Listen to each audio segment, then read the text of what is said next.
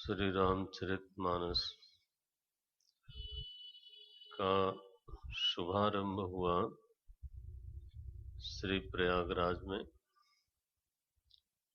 जहाँ पर त्रिवेणी संगम है। गंगा जी और यमुना जी का संगम है और अदृश्य सरस्वती माता वहाँ प्रवहमान है।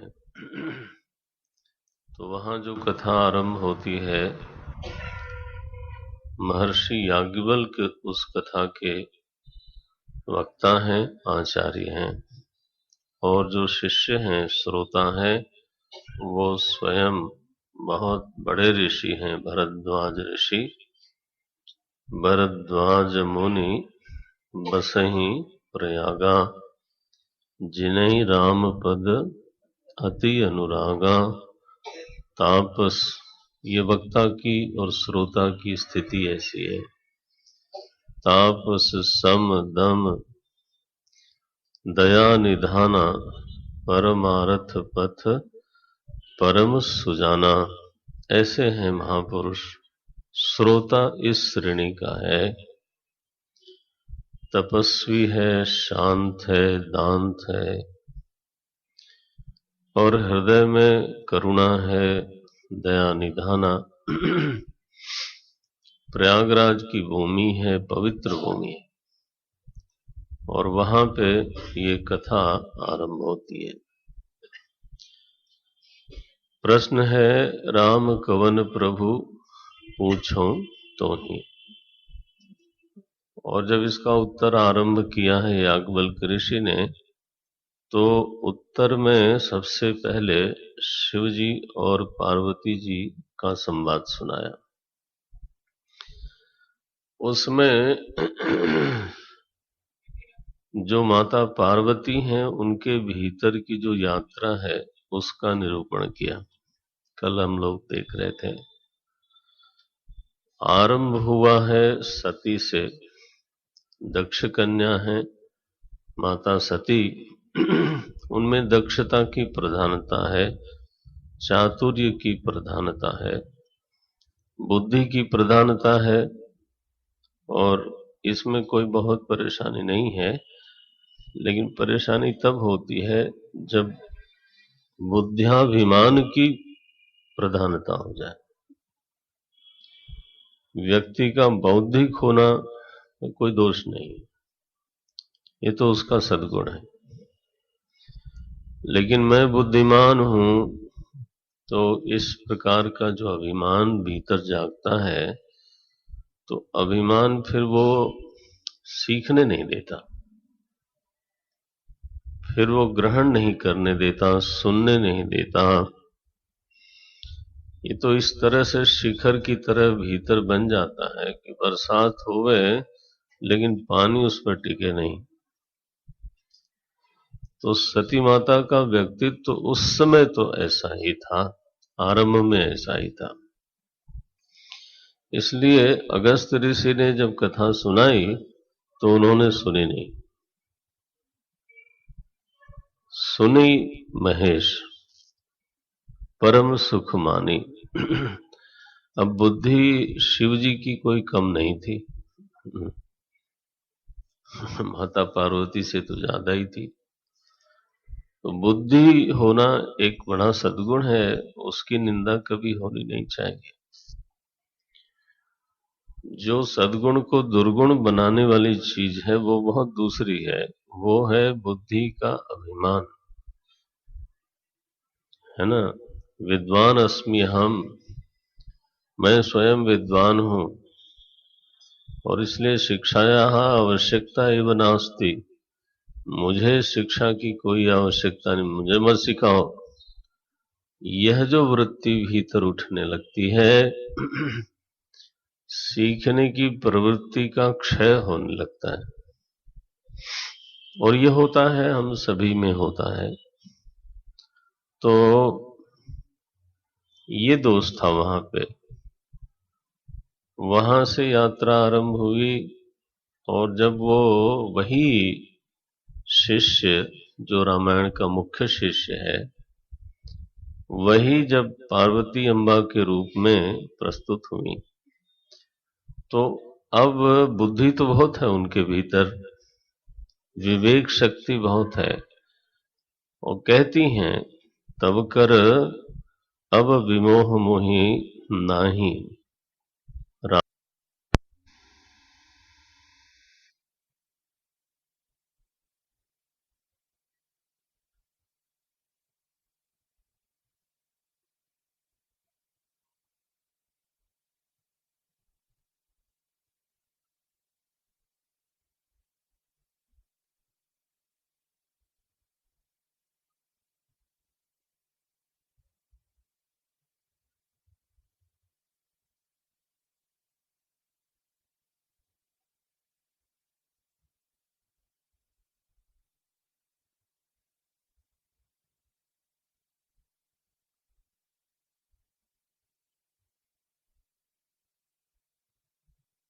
आपने उस समय भी मुझे समझाया था, तो उसको याद करके आप रुष्ट मत होना। समझाया तो था लेकिन मन मलिन था ना, तो आपके समझाने के बावजूद तदपि मलिन मन बोध न आवा। याद है उनको, शिव जी ने बहुत बार बहुत तरीके से समझाया। तो मन की मलिनता ही उसमें बोध न होने में हेतु बनी थी। देखें, जब तक स्वरूपावस्थान न हुआ हो, वेदांत के साधकों के लिए बोल रहा हूं, जब तक स्वरूपावस्थान नहीं हुआ हो, चिदानंद स्वरूप में हमारी पूर्ण अवस्थिति न हुई हो, तो हमारी स्थिति तो फिर अंतःकरण में है। आज के दिन ऐसा ही है। जो मनस्थिति है वही मेरी स्थिति है। Let us accept it. जो मनस्थिति है वही मेरी स्थिति है, और जो मनस्थिति है वही नहीं। मन को प्रकट होने के लिए देह चाहिए, तो हमारी स्थिति केवल मन में नहीं है, फिर इंद्रियों में भी है, देह में भी है। लेट अस रियलाइज दिस, कि आज मेरी जो स्थिति है, जहां मैं अपने आप को पाता हूं, वेदांत की भाषा में बोलते हैं इसको संघात में हमारी स्थिति है। केवल मन में स्थिति नहीं मानी जाती, संघात में मानी जाती। और देह में स्थिति होने के बाद फिर हमारी स्थिति परिस्थिति में है। ये बड़ा विलक्षण है। अब कैसा स्वरूप बन गया कि जैसी बाहर परिस्थिति, जैसी देह की स्थिति, वैसी मेरी मनस्थिति नहीं, जैसी मनस्थिति वैसी मेरी स्थिति।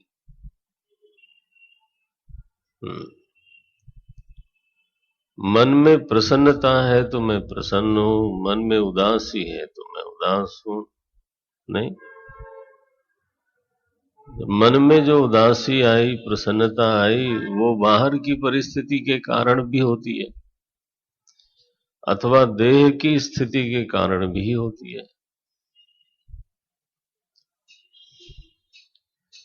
यही तो स्थिति है ना। तो आज तो मुझे तो इन्हीं के साथ रहना है। हाँ।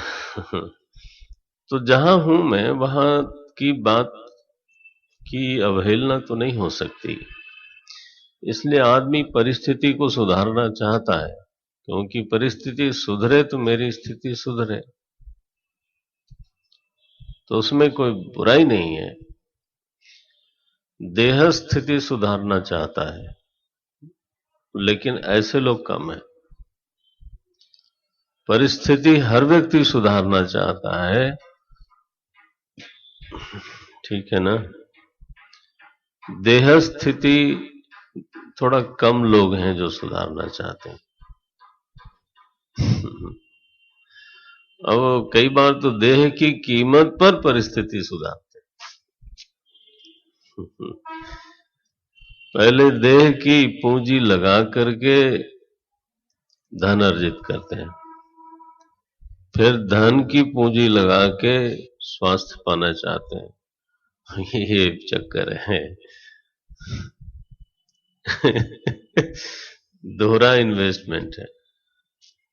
पहले स्वास्थ्य का इन्वेस्टमेंट किया, धन कमाया, अब स्वास्थ्य जाने लगा तो लगा कि अरे ये तो ज्यादा कीमती चीज जा रही है, तो फिर जो कमाया हुआ धन था उसको इन्वेस्ट किया, और अब स्वास्थ्य पकड़ने की कोशिश होती है, तब तक कई बार काफी देर हो गई होती है। ये चलता है जीवन में, ये अनबन चलती है, एक तरह का दुष्चक्र है हम लोगों के साथ लगा हुआ। लेकिन और भी बहुत कम लोग हैं, बहुत ही दुर्लभ, बहुत कम लोग हैं जो परिस्थिति को, देह को तो सुधारना चाहते हैं, सो सुधारना ही चाहते हैं, लेकिन उससे ज्यादा बढ़ करके चित्त की स्थिति सुधारना चाहते हैं। चित्त को, भाई हमको रहना है तो चित्त के साथ रहना है, नहीं अगर स्वरूप निवासी नहीं है, अगर चिदानंद स्वरूप में हम नहीं रह रहे हैं, तो ये एक सच्चाई है कि फिर हमारा जो दोस्त है वो हमारा चित्त है, हमारा मन है, उसी के साथ रहना है। और वो अगर दुष्ट होए तो हमें उसकी दुष्टता का भोग मिलता है फिर, और यदि वो सुष्ट होवे तो उसकी सुष्टता का भी भोग मिलता है। तो चित्त यदि सात्विक होवे तो चाहे हमारी स्थिति स्वरूप में ना हो, तब भी हम आनंद में होते हैं। सत्वगुण का लक्षण है सुख। गीता जी में लिखा, सत्वम सुखे संजयति, ठीक है ना। सत्वगुण हो तो सुख तो मने आपकी जेब की चीज है, और सत्वगुण न हो तो सुख का निवास घर में नहीं होता, बक्से में नहीं होता, लॉकर में नहीं होता। सुख न बाजार बिकाए, हाँ? सुख जो है ना बाजार में बिकने वाली चीज नहीं है। सुख की जो जननी है वो सात्विक स्थिति है। दर्शन शास्त्रों में तो यही लिखा, गीता जी में ये लिखा, चित्त में सत्वगुण है तो सुख तो होगा। तत्र सत्वम निर्मलत्वात् प्रकाशकम अनामयम, ये चित्त है। अब परिस्थिति की केयर होती है, कई बार देह की केयर होती है, माने कम होते जाते हैं हम लोग संख्या में। और केचित साधकाः एव मनुष्याणाम सहस्रेषु कश्चित यतति, हाँ वही है। कोई कोई होते हैं जिनको ये ध्यान में आ जाता है कि आखिर रहना तो मुझको मन के साथ है, तो जरा इस बच्चे को भी सुधारा जाए, इसको सात्विक बनाया जाए, इसको सुशील बनाया जाए, इसको शांत बनाया जाए, इसको निर्मल बनाया जाए, इसको उज्जवल झलमल, हाँ, इसमें कोई छल छिद्र न हो। आखिर हमारा सबसे निकटतम जो सहचारी है वो तो श्रीमान जी यही है। इनको तो खूबसूरत होना ही चाहिए, आखिर अच्छे लोगों के साथ रहना चाहिए। अब देखें भगवान ने कहा कि स्वार्थ तो यहीं पर है, इसके लिए अगर हम कुछ प्रयास करते हैं और मन में छल छिद्र धीरे धीरे शांत हो जावे, तो निर्मल मन जन सो मोहि पावा। और जो साधन काल में ही आनंद है, लेकिन ऐसा मन अगर कहीं बन पाया तो फिर तो मोहि पावा। निर्मल जन मन सो मोहि पावा, मोहि कपट छल छिद्र न भावा। बोले भाई वो मुझे अच्छा नहीं लगता है, मैंने ऐसा व्यक्ति फिर मुझ में समा नहीं सकता, न उसको पहचान होती है न उसको प्रवेश होता है। दोनों बातें वेदांतों में कही जाती हैं, पहचानो और फिर प्रवेश करो। ज्ञातुम प्रवेष्टुम, ये है। विशते तदनंतरम, गीता जी में लिखा। ततो माम तत्वतो ज्ञात्वा विशते तदनंतरम। ये पंक्तियां बार बार घोलने की जरूरत है।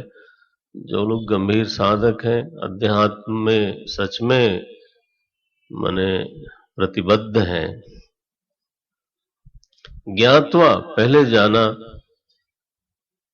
और फिर विशते प्रविशते और फिर उसी में प्रवेश कर गए, ये बड़ा मुश्किल होता है। लेकिन किसको होता है ये? बोले निर्मल मन जन। माता जी ने क्या कहा? तदपि मलिन मन बोध न आवा। ये देख, ये यात्रा है, इस यात्रा तक, इस पड़ाव तक साधक को पहुंचना चाहिए। और ये बात कहने के लिए माने याज्ञवल्क्य ऋषि चाहते हैं कि भरद्वाज ऋषि को ये बात मालूम रहे कि केवल श्रवण से बात बनती नहीं, शुद्ध चित्त से श्रवण से बात बनती है। बना ना? तो इसलिए पीठिका जो रामायण की है वो सबसे पहले भरद्वाज ऋषि ने बनाई, याज्ञवल्क्य ऋषि ने बनाई। ठीक है, श्रवण तो ठीक है, लेकिन शुद्धांतःकरण हो, चित्त में एकाग्रता हो। साधक अगर कोई माने गंभीर साधक हो तो उसको कई बार तो मैं ऐसा ही अनुभव करता रहा हूं, अगर सम्यक श्रवण मिल जाए, कहीं प्रभु की बड़ी कृपा हो तब मिलता है, क्योंकि वैसे तो बहुत श्रवण है, लेकिन सम्यक श्रवण कहीं हो जाए तो ये भाव लेकर के बैठता हूं तो मुझे बहुत आराम मिलता है कि मैं अकेले यहां बैठा हूं और केवल मेरे लिए ही ये प्रवचन हो रहा है, बस। तब फिर कोई आवे कोई जाए, किसी की कुर्सी खिसके, कोई इधर जाए, कोई नहीं। तो फिर अगर हम सभा में बैठे हैं और सभी लोगों के लिए बात हो रही है तो एक आदमी उठेगा तो सब हम देखते हैं, अपने साथ भी होता है। हमारे गुरुदेव ने हम लोगों को इस तरह से ट्रेन किया। पीछे कभी कोई चीज आवाज आती थी, कोई चीज गिर गई, मानो हम लोग उनके साथ बैठे हैं और किसी ने पीछे मुड़ के देख दिया तो वो पूछते थे, तो रुक जाते थे, पूछते थे, yes now you know what has happened. अब वो बेचारा you don't know what has happened, then he will ask what is the remedy you have done there,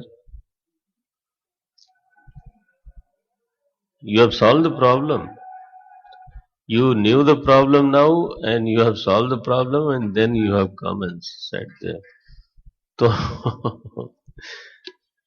तो हमें पहले ही गुरुजी ने कहा था कि देखो उनकी सभा में बैठना, जब वो बोलते हैं तो चाहे पीछे पहाड़ गिर जाए मुड़ना नहीं, सिर जो है ना इधर उधर करने की जरूरत नहीं।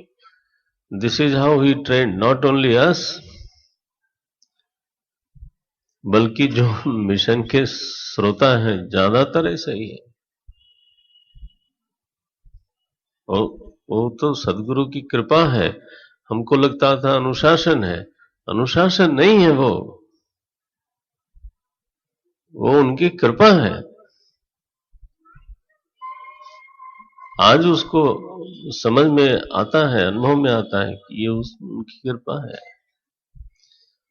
एकाग्रता शुद्धि का एक लक्षण है, रिसेप्टिविटी एक शुद्धि का लक्षण है। सात्विक होना, ऐसा कहने से हमको कई बार समझ में नहीं आता। तो पार्वती अम्बा आज श्रवण करने बैठी।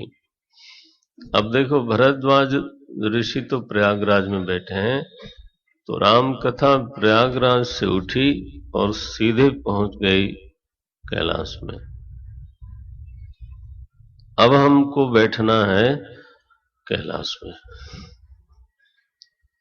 आरंभ किया था हमने प्रयागराज से, ठीक है, अब चढ़ाई चढ़नी है। तो कैलाश में बैठे परम रम्य गिरिवर कैलासो, परम रमणीय गिरिवर कैलाश हैं, और वहां पर भगवती पार्वती अम्बा, भगवान शिव शंकर विराजमान है, और उनकी सभा दिव्य है। सिद्ध तपोधन जोगिजन सुर किन्नर गंधर्व बसहि तहां, सुकृति सकल दुष्कृति नहीं जाते वहां, ठीक है। बसहि सदा सुकृति सकल, सेवहि शिव सुख कंद। तो शिव जी प्रभु हमारे वटवृक्ष के नीचे घनी छाया है जिस विश्वास की, उसके नीचे विराजमान है। अम्बा पार्वती प्रश्न करती हैं, जो नृप तनय तो ब्रह्म किमी, नारी विरह मति भोरी। ये प्रश्न है माता पार्वती का, वही प्रश्न है जो भरद्वाज ऋषि का है। मूल प्रश्न ही रामचरितमानस का यही है।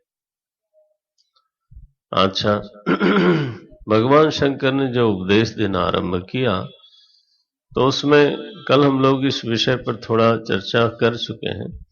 तो उसमें जो सबसे पहली बात बताई, कुछ चीजें जो है गांठ बांध के रखनी चाहिए। वो ये कहा कि निर्गुण और सगुण कोई दो ब्रह्म नहीं है।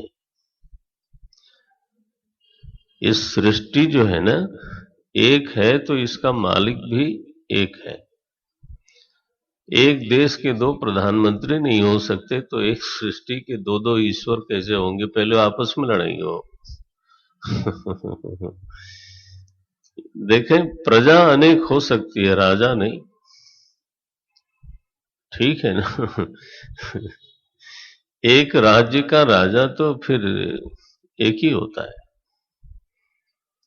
तो नारायण अगुणई सगुणई नहीं कछु भेदा, ये सबसे पहले बात हमारे शिव जी ने ये कहा। और निर्गुण उसका अपना स्वरूप है, लेकिन भक्ति की उपाधि से वो सगुण होता है। भगत प्रेम बस सगुण स होई, ये पहला उपदेश किया। ना दूसरा उपदेश किया है कि वह जो प्रभु है, जिसको मैं निर्गुण कहूं चाहे सगुण कहूं, मूल स्वरूप उसका चेतन है। ये मैं थोड़ा थोड़ा जो चीज बांध के ही रखनी चाहिए, छूट न जाए। तो उपदेश में दूसरी बात कही, पुरुष प्रकाश निधि, लिखा पुरुष प्रसिद्ध प्रकाश निधि। तो वो चेतन है, स्वयं प्रकाश है, सहज प्रकाश रूप भगवाना, राम सच्चिदानंद दिनेशा, इस तरह के वाक्य बोले गए। उसका जो मंत्र रूप में जो बात हमको पकड़ के रखनी है वो है कि जिसको ईश्वर कहा जाता है पार्वती जी, वो जड़ वस्तु नहीं है। मूल उसका स्वरूप है चेतन। चेतन का अर्थ क्या होता है? चेतन माने चेष्टा वाला नहीं, चेष्टा तो प्रकृति में होती है। चेतन माने होता है जो है और स्वयं जानता है कि मैं हूं। मैं स्वयं विभाति अथ अन्यान भासयेत साधनम विना।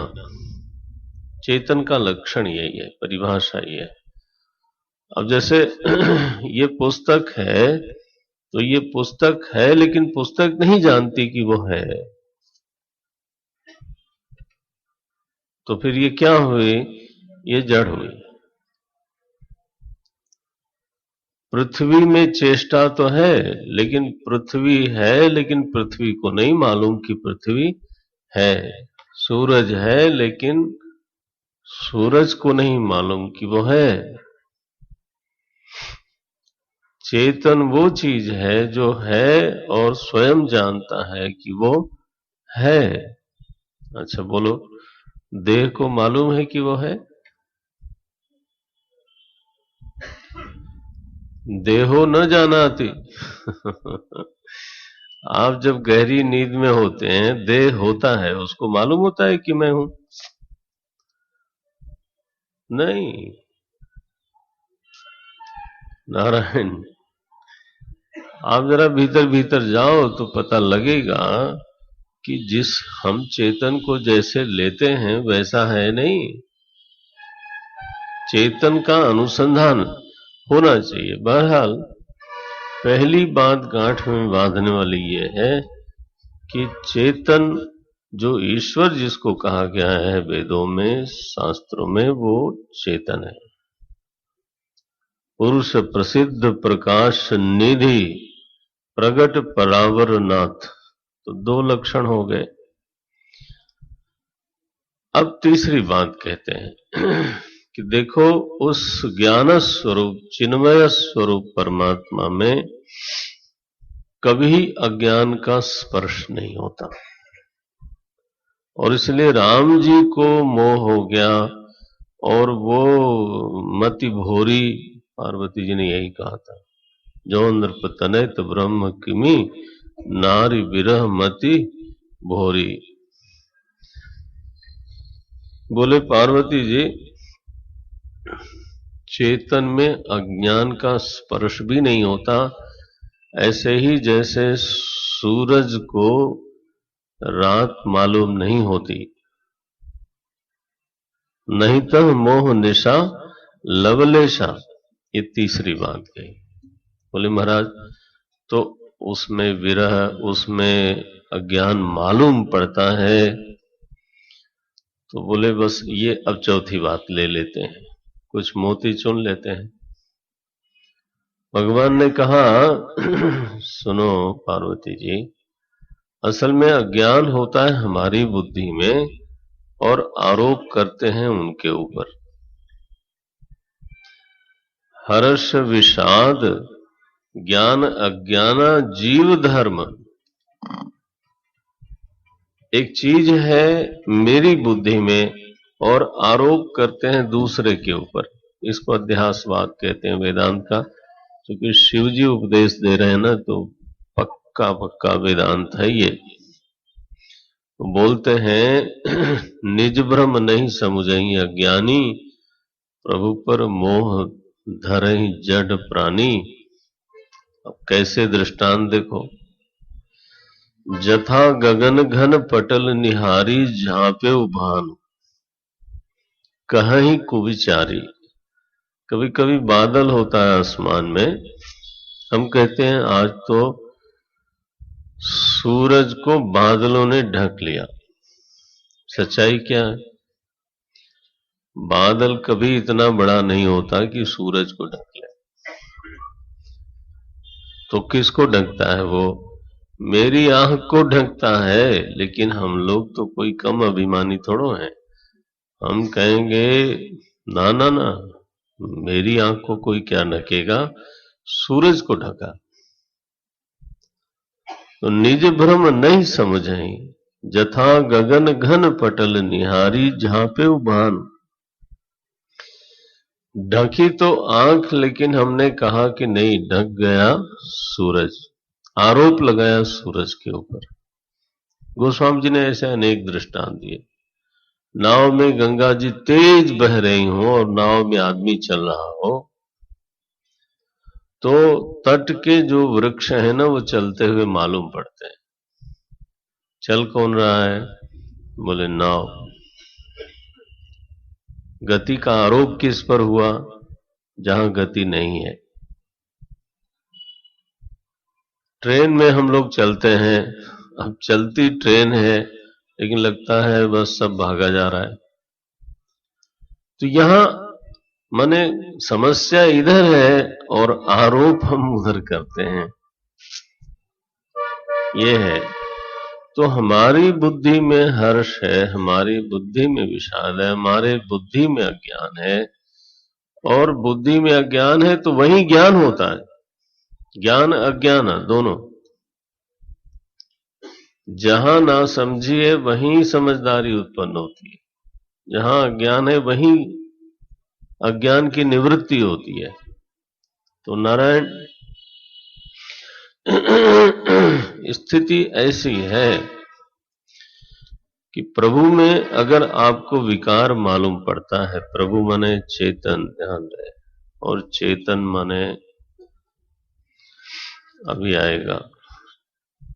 मानो पार्वती अम्बा ने पूछा कि चेतन का अनुसंधान कैसे करें, तो शिव जी ने कहा देखो भीतर जाना पड़ेगा, चेतन बाहर नहीं होता। कैसे बोलते हैं कि पंक्ति देखें, 116 दोहे के बाद की पंक्तियां हैं, आखिरी की पंक्ति है, बीच की पंक्ति है। विषय सबसे बाहर है, करण मने इंद्रियां, विषय करण सुर जीव समेता, सकल एकते एक सचेता।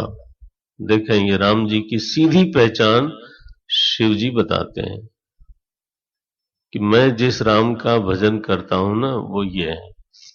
वो यहां रहते हैं कहां? बोले विषय छोड़ो, इंद्रियों में आओ, इंद्रियों के देवताओं तक जाओ, फिर उनको छोड़ो, जीव में आओ। जीव मानो सबसे अधिक सचेत है। विषय करण सुर जीव समेता, सकल एकते एक सचेता। अब एक छलांग और लगा लो बस। सबकर परम प्रकाशक जोई। देखो कैसी पंक्ति है ये। सबकर परम प्रकाशक जोई, राम अनादि अवधपति सोई। उसको राम कहते हैं। पार्वती जी कस्तूरी मृग में बसे, मृग ढूंढे बन माही, ये हालत।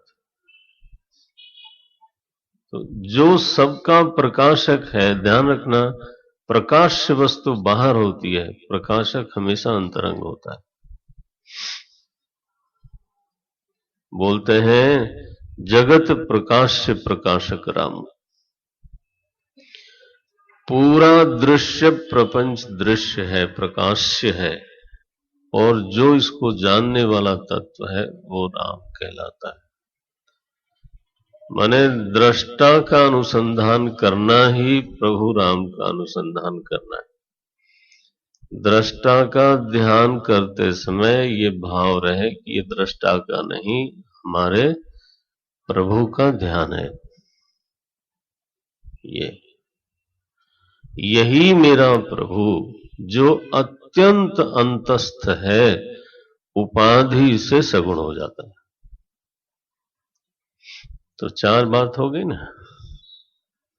उपाधि से सगुण होता है, मूल स्वरूप उसका चेतन का है, उसमें कभी मोह नहीं होता, और चौथी बात कही वो दृष्टा है, वो दृश्य नहीं है। अब जगत के साथ उसका क्या रिश्ता है, ये पांचवी बात है। यही विधि जग हरि आश्रित है। 170 दोहे के बाद की पंक्ति है।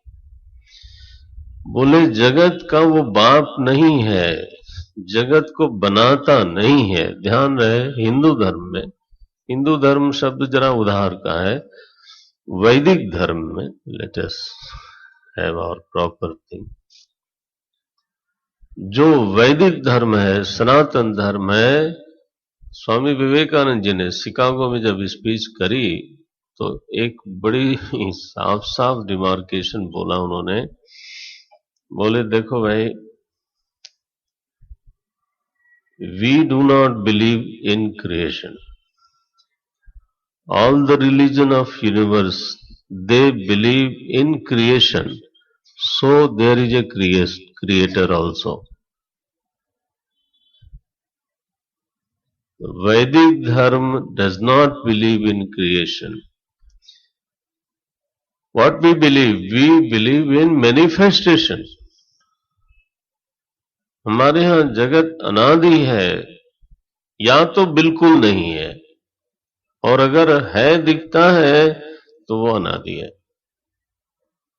और इसलिए केवल लय उदय, प्रलय उदय, प्रलय उदय, यही होता है। सर्वभूतानि कौन्तेय प्रकृतिम यान्ति मामिकाम कदा कल्पक्षये। वो पंक्ति इसके साथ जाती है, ध्यान रहे।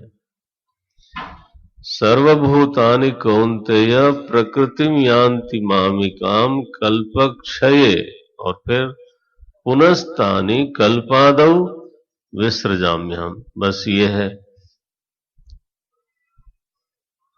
कल्पादौ कल्पक्षय, कल्पादौ कल्पक्षय।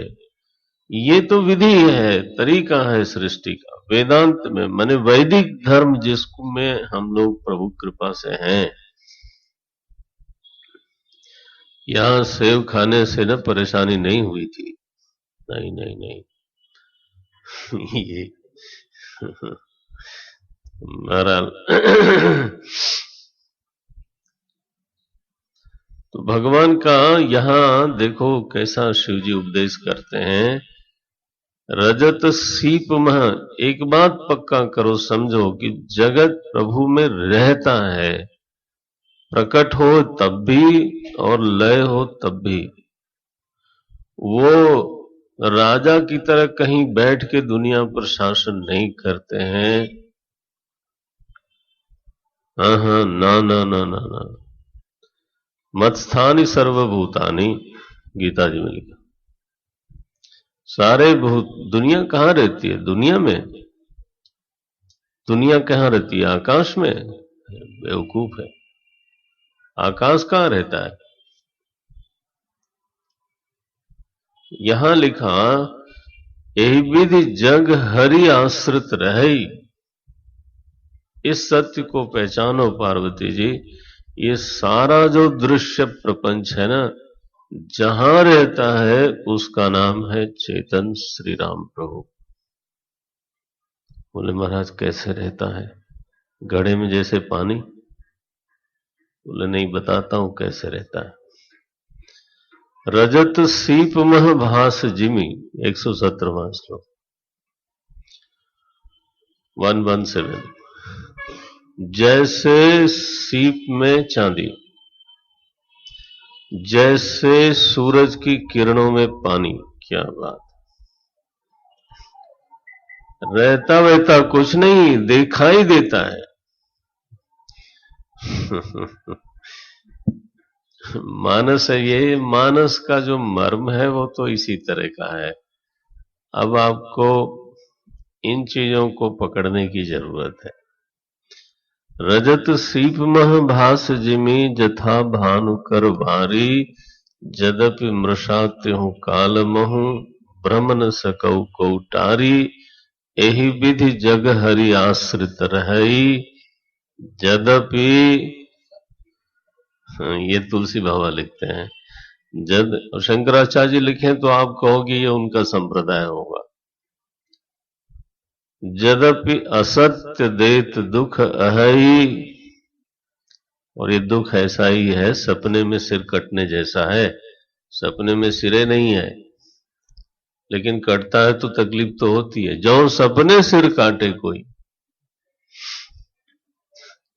नहीं होकर के भी दुख हो सकता है, don't you worry about it, ये बोलते हैं। ओहो, तो जगत के साथ रिश्ता, जगत की उपाधि में जगत का अधिष्ठान है, भक्ति की उपाधि में सगुण दयालु है, स्वयं के स्वरूप में चेतन दृष्टा है, दृष्टा भी क्या है, चिन्मय स्वरूप है। ऐसा मेरा राम है और मैं उसके सोपाधिक रूप का ध्यान करता हूं। पार्वती अम्मा, मैं तो सीधा सीधा बाल रूप का ध्यान करता हूं, लेकिन मैं जानता हूं कि मूलतः वो क्या है। बस प्रणाम किया। सोई दशरथ सुत भगत हित, ध्यान रहे, सोई दशरथ सुत कह के छोड़ नहीं दिया है। 118 118, ठीक है। ये पंक्ति पे, शब्द पे ध्यान रखना। ये कोई आजकल लोग कविता के बारे में लोग बोलते हैं, ऐसे भाव बना लिए। कवि तो स्वयं भीतर से उमड़ पड़ता है ना। ये उमड़ उमड़ कुछ नहीं पड़ता है। अगर सच में कविता में गांभीर्य है तो कवि विद्वान होता है, बहुपठित होता है, बहुश्रुत होता है। कालिदास के भीतर से कविता फूट गई, ऐसा थोड़ा होता है। इसीलिए तो आज के युग में कोई कविता नहीं लिखता, सब सोचते हैं एक दिन फूटेगी। हाँ, अकविता का युग हो गया। नहीं, कुर्ते में एक बटन था जो टूट गया, कविता। आई टेल यू, अखबार में मैंने पढ़ा, मैंने कहा शाबाश बेटा, अब बिना बटन के घूमो, और क्या बोलूं, यही कविता है। बाल बढ़ा लिया थोड़ा सा, वो कविता का लक्षण हो गया। ये नहीं होता। आप समझते हैं सूर्यकांत त्रिपाठी निराला कोई कम पठित लोग थे? महाविद्वान थे। पंत जी महाविद्वान थे। तुलसी बाबा तो 15 वर्ष तक वेदांत पढ़े हुए थे, काशी में वेदांग पढ़े हुए थे, संस्कृत में श्लोक लिखते हैं। आप समझते हैं फूट पड़ी है? प्रयागराज में मैं था कुछ दिन पीछे 2 साल पहले। तो एक हमारे ही लोग थे, वो किसी को ले आए, वो भागवत जी की कथा करते हैं। तो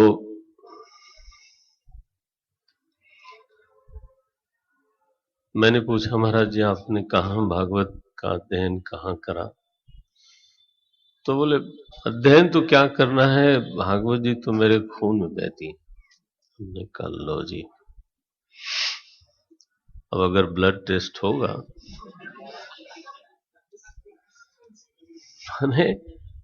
ऐसी धारणा लेकर के हम लोग जब शुरू करते हैं तो फिर तो ग्रंथ के साथ क्या करेंगे, है ना। किसी के ब्लड में इंजीनियरिंग बह रही हो, किसी के ब्लड में डॉक्टरी बह रही हो, ध्यान रखना ऐसे ब्लड वालों से डॉक्टरी मत करवाना, नहीं तो वो पता नहीं क्या करेगा। और आंख तो बिल्कुल ही नहीं बनवाना, क्योंकि आंख के डॉक्टर साहब बैठे हैं, इसलिए बोलता हूं। मैंने देखो नहीं, पीछे मिलना नहीं है अभी। तो कहना ये है कि ये सब चीजें ऐसे ब्लड में नहीं बहती हैं जी। इस श्रवण हो, ठीक से मनन हो, गुरु परंपरा हो। तुलसी बाबा को कहना होता है, मैं पुनि निज गुरु सन सुनी, और ये भी कहा समझे नहीं तब, तदपि कहो गुरु बारंबारा। तो हम लोग तो बस बस नस नाड़ी में बह रही है कविता। ऐसा होता है क्या? तो हम सुनते हैं, हमारे यहाँ आए थे तो हमारा शिष्टाचार बोलता है कि आप कुछ बोलना नहीं, तो मैं चुप रहा।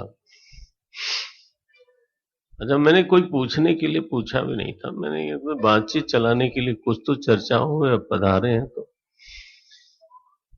एनीवे, सोई दशरथ सुत वही चिन्मय प्रभु, वही प्रकाशक राम, वही जगत का अधिष्ठान राम, वही निरुपाधिक राम। दशरथ जी का पुत्र होकर के जन्मा, सोपाधिक बना। उपाधि क्या थी? भगत हित। देखें ये पंक्ति, सोई दशरथ सुत भगत हित, कौशलपति भगवान। तो दुनिया का मालिक है, वो अयोध्या का सम्राट बन करके आया, ये कोई उसकी बड़ाई है? उसकी बड़ाई नहीं है जी, उसकी करुणा है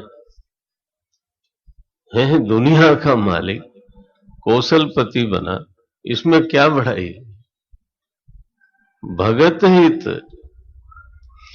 और उसी अवतार में जब भगवान बाल रूप में होते हैं तो पार्वती जी, फिर मैं तो और काकभूषुंडी जी, हम दोनों अपना चल पड़ते हैं अयोध्या में जा करके दशरथ जी के आंगन में बाल लीला देखते हैं। वो हमारे इष्ट देव हैं। किसी एक खास रूप को अपना इष्ट रूप बनाना, ये तो जीव का अधिकार है।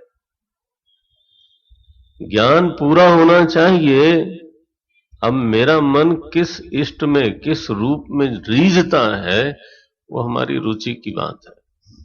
यह हमारे पूर्व पूर्व के संस्कारों की बात है। और हिंदू धर्म में तो बहुत चॉइस है। माने किसी को कृष्ण प्रिय हैं, किसी को गणेश जी प्रिय हैं, किसी को राम जी प्रिय हैं, किसी को चतुर्भुज विष्णु प्रिय हैं, किसी को शिव जी प्रिय हैं। शिव जी में किसी को समाधिस्थ शिव जी प्रिय हैं, किसी को तांडव करते हुए प्रिय हैं। इतने रूप हैं। भगवान राम के ही अवतार में शिव जी और काकभूषुंडी जी के इष्ट बाल रूप हैं। बंदौ बाल रूप सोई राम। देखो, और हम लोगों को लगता है कि तुलसी बाबा के इष्ट वनवासी राम, क्योंकि वहां प्रोटोकॉल नहीं होता। राजा राम नहीं, वनवासी राम है। तो इसलिए जब यमुना पार करके राम जी आगे चले ना, तो वहां तुलसी बाबा ने अपने आप को, तो वो रोक नहीं पाए, एकदम प्रकट किया। तेजवंत लघु वयस सुहावा, एकदम आए, प्रणाम किया, प्रणिपात किया, और बोले अब चाहे यथार्थ में जब भगवान गले लगावें, अभी तो मैं गले लगी लगी लेता हूं। कवि का अधिकार है। तो देखें, इष्ट में अपना अधिकार है, कौन सा रूप हमको प्रिय लगता है। भगवान शंकर के गले में नीलकंठ, जो नीला नीला है ना, वो किसी का इष्ट है। वो इसलिए कि दुनिया पर जब विपत्ति आई,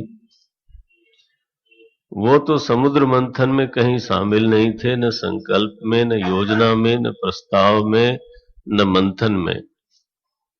वो अपनी मस्ती में बैठे थे, स्वरूप में आत्माराम होकर के। लेकिन जब दुनिया पर विपत्ति पड़ी तो सब लोग गए, विष पीने के लिए, पिलाने के लिए बैठ जाएं, कृपा करें। हरिओम। अब आप बैठ जाएं तो तुम लोगों को डिस्टर्ब नहीं। और फिर उन्होंने विषपान किया, पूरे प्रपंच पर कृपा करने के लिए विषपान किया। और फिर मंथन में बाकी रत्न निकला तो किसी ने पूछा नहीं उनको, और उन्होंने भी पलट के नहीं पूछा कि हमारी कोई हिस्सेदारी होती होगी। उनको क्या हिस्सेदारी होती है, कुछ नहीं होती है। तो ये नीलकंठ लावण्य निधि, सबसे बड़ा लावण्य तो यही है ना, करुणा, निर्वैर, निष्पक्ष। तो इष्ट का अपना चुनाव है। हमारे शिव जी को ये बाल रूप पसंद है। सोई दशरथ सुत जगत हित कौशलपति भगवान। और अब अंतिम में उपदेश में उनके नाम की महिमा कहते हैं। उन्हीं के नाम से काशी में मैं मुक्ति देता हूं पार्वती जी। इसलिए जरा सोपाधिक निरुपाधिक का भेद समझ लो, और फिर कभी राम जी के ऊपर संशय नहीं करना। उनकी लीला में लीन हो जाओ, उनके चरित्र का अनुकरण करो और उनके स्वरूप में अभिन्न हो जाओ। ठीक, लीला में लीन, चरित्र का अनुकरण, स्वरूप में अभेद, ऐसा करो बस। हमारी माता जी को बोध हो गया। पार्वती अम्बा ने कहा, आपकी जो ये वाणी है ना, ये चंद्रमा से झरती हुई जैसे किरण हो ना, ऐसे लगी मुझे। 119वें दोहे के बाद की पंक्ति है, शशिकर सम सुन गिरा तुम्हारी। चंद्रमा सुधांशु कहा जाता है, सुधाकर कहा जाता है, माने उसकी चांदनी से ना अमृत की किरणें झरती हैं। तो माता जी बोलते हैं, प्रभु शिव जी के लिए बोलते हैं, आपकी वाणी नहीं, अमृत वर्षिणी चंद्रिका की तरह थी ये। और वो जो सुनी मैंने तो मेरे हृदय का अंधकार मिट गया। मिटा मोह सरदा तप भारी, तुम कृपाल सब संशय हरऊ, राम स्वरूप जानी मोहि परऊ। ये बोध हुआ है, जैसे गीता में अर्जुन बोलते हैं, नष्टो मोह। बिल्कुल ऐसे माता पार्वती बोलती हैं। कैसे देखो, उस समय कहां था, मलिन मन बोध न आवा। आज क्या बोलती हैं, राम स्वरूप जान मोहि परेऊ। मुझे अब बिल्कुल उनका स्वरूप समझ में आता है। क्या समझ में आया? मानो गुरु ने शिष्य से पूछा, तुमने क्या समझा? फीडबैक दो, बताओ। तो इतना लंबा उपदेश किया था ना शिव जी ने, 2 पंक्ति में माता जी ने उसको समेटा। आप चाहें तो अंडरलाइन कर सकते हैं अगर आपका ग्रंथ हो तो। क्या बोलती हैं, राम ब्रह्म, ये मैंने समझा। राम ब्रह्म, ब्रह्म माने क्या? बोले चिन्मय। राम ब्रह्म, मिल गया ना पंक्ति। राम ब्रह्म चिन्मय अविनाशी सर्वरहित। अगर उसको उसके स्वरूप से देखा जाए तो उसमें उसके अलावा कुछ नहीं है। शुद्ध अद्वैत निष्प्रपंच निरुपाधिक चेतन, सर्वरहित। लेकिन अगर सर्व है तो सब उर्पुरवासी। अगर सब है तो सब में बसा हुआ है, और उसकी ओर देखें तो उसमें सब नाम की कोई चीज है नहीं। ऐसा मुझे जान पड़ा। राम ब्रह्म चिन्मय अविनाशी सर्व रहित सब उर्पुरवासी नाथ धरेऊ हे प्रभु, राम जी का शरीर रामावतार का हेतु क्या बना, वो मुझे अब बताइए। बस मैं तो एक लाइन में बोल चुकी। नाथ धरेव नर तन कही हेतु, मोहि समुझाई कहो वृष केतु। प्रभु मुझे अब समझाओ कि ये जो राम जी का अवतार तो होता है भगत हित, वो तो समझ में आ गया, लेकिन खास कोई प्रसंग, कोई निमित्त बना होगा जिससे कि राम जी का अवतार हुआ, राम रूप में अवतार हुआ, वो किस लिए हुआ। अब शिवजी महाराज फिर से भगवान को प्रणाम करते हैं और अवतार के अलग अलग जो प्रसंग हैं वो सुनाते हैं। क्या बोले, देखो पार्वती जी, वैसे तो अवतार के बारे में कोई बहुत पक्का नियम बोलना गलत बात है। इदम इत्थम कही जाए न सोई, ये ऐसा ही है, ऐसा बोलना गलत बात है, नहीं बोलना चाहिए।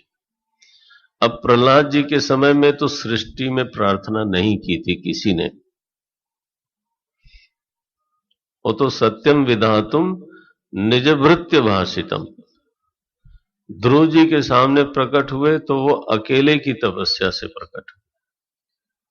देखें, परशुराम जी के अवतार में किसने प्रार्थना की थी, और राम जी के अवतार में सारी सृष्टि ने प्रार्थना की थी। कृष्ण भगवान के अवतार में सारी सृष्टि ने प्रार्थना की थी। और वराह भगवान के अवतार में क्या हुआ था, धर्म की हानि हुई थी। ये एक सामान्य नियम है, जब जब हो धर्म के हानि, ये सामान्य नियम है। यदा यदा ही धर्मस्य ग्लानिर्भवति, लोगों को चढ़ा रहता है ये श्लोक दिमाग पर। बोलते हैं महाराज अब धर्म की इतनी हानि हो गई, अब भगवान को अवतार नहीं लेना चाहिए।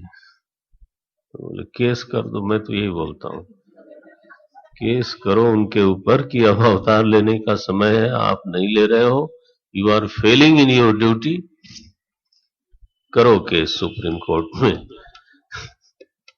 तुम बताओगे अवतार लेना है। वराह भगवान के अवतार के समय में सृष्टि ही नहीं बनी थी, पृथ्वी जलमग्न थी, धर्म कौन सा नुकसान होगा, किस धर्म की हानि हो गई थी। इसलिए ये सब बातें बोलना बहुत साहस की बात है कि इदम इत्थम, ये ऐसा ही है, ये दुस्साहस नहीं करना चाहिए। ये कम पढ़े लिखे लोग जो है ना, अल्प पाठी, ये इस तरह की बातें बहुत ठोक के बोलते हैं। सबसे ज्यादा कॉन्फिडेंस जो है महाराज मूर्खता से भी आता है, आई टेल यू। हाँ, मूर्ख व्यक्ति जितना बढ़िया लगता है कि अरे क्या कॉन्फिडेंस है, आउट ऑफ हिज फुलिशनेस। इदम इत्थम कही जाय न सोई, लेकिन सामान्य नियम है, जब जब हो धर्म के हानि बाढ़ई असुर अधम अभिमानी, इस तरह से कहा गया। अब मैं तुम्हें बताता हूं अवतार कैसे, छोटा छोटा प्रसंग क्या है। एक बार तो जय विजय के कारण भगवान को अवतार लेना पड़ा। उनको सनकादि ऋषियों ने शाप दिया कि तुम जाओ राक्षस हो जाओ। तो भगवान ने कहा भाई ये आएंगे 3 बार, तो मैं आऊंगा 4 बार। ये जय विजय के प्रसंग में भगवान की करुणा बड़ी अद्भुत है।